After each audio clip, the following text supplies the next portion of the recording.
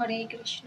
চলুন আজকে আমরা পার্শ্ব পরিবর্তিনী একাদশী, যা ব্রহ্ম বৈবর্ত পুরাণে উল্লেখিত আছে, তা সম্বন্ধে জেনে নিই।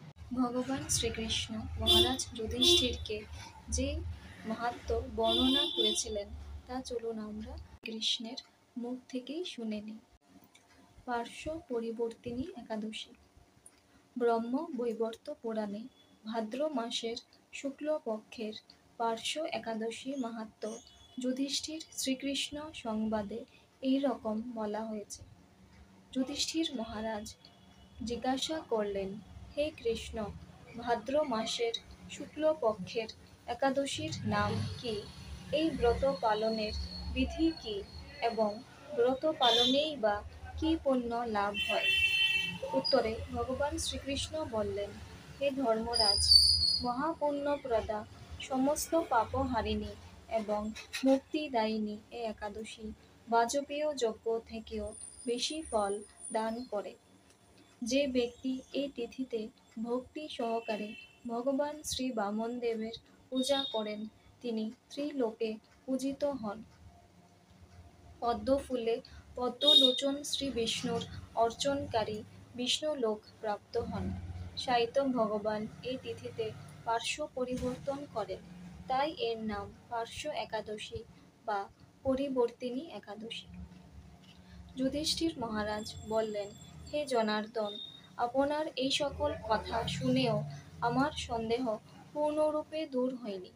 হে দেব, আপনি কিভাবে শয়ন করেন, কিভাবেই বা পার্শ্ব পরিবর্তন করেন, আর চাতুর্মাস্য ব্রত পালনকারীর কি কর্তব্য এবং আপনার শয়নকালে লোকের কি করণীয়, এই সব বিষয়ে বিস্তারিতভাবে আমাকে বলুন।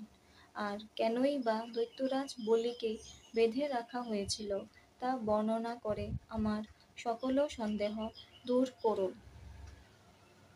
ভগবান শ্রীকৃষ্ণ বললেন, হে রাজন, দৈত্যকুলে আবির্ভূত প্রহ্লাদ মহারাজের পৌত্র বলি আমার অতি প্রিয় ভক্ত ছিল। সে আমার সন্তুষ্টি বিধানের জন্য গো ব্রাহ্মণ পূজা ও যজ্ঞ আদি ব্রত সম্পাদন করত। কিন্তু ইন্দ্রের প্রতি বিদ্বেষবশত সকল দেবলোক সে জয় করে নেয়। তখন দেবতাগণ সহ ইন্দ্র আমার শরণাপন্ন হয়েছিল। তাদের প্রার্থনায় আমি ব্রাহ্মণ বালক বেশে বামন রূপে বলি মহারাজের যজ্ঞস্থলে উপস্থিত হলাম। তার কাছে আমি ত্রিপদভূমি মাত্র প্রার্থনা করেছিলাম। সেই তুচ্ছ বস্তু থেকে আরও কিছু শ্রেষ্ঠ সে আমাকে দিতে চাইলেও আমি কেবল ত্রিপাদভূমি গ্রহণেই স্থির থাকলাম।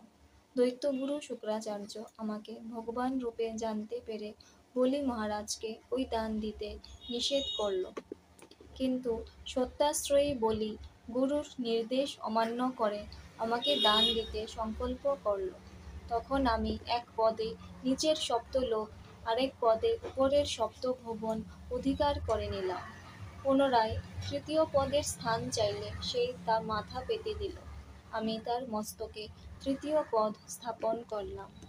তার আচরণে সন্তুষ্ট হয়ে আমি সর্বদা তার কাছে বাস করার প্রতিশ্রুতি দিলাম। ভাদ্র শুক্লপক্ষিয়া একাদশীতে ভগবান শ্রী বামনদেবের এক মূর্তি বলি মহারাজের আশ্রমে স্থাপিত হয়। দ্বিতীয় মূর্তি ক্ষীরসাগরে অনন্তদেবের কোলে শয়ন একাদশী থেকে উত্থান একাদশী পর্যন্ত 4 মাস শয়ন অবস্থায় থাকেন।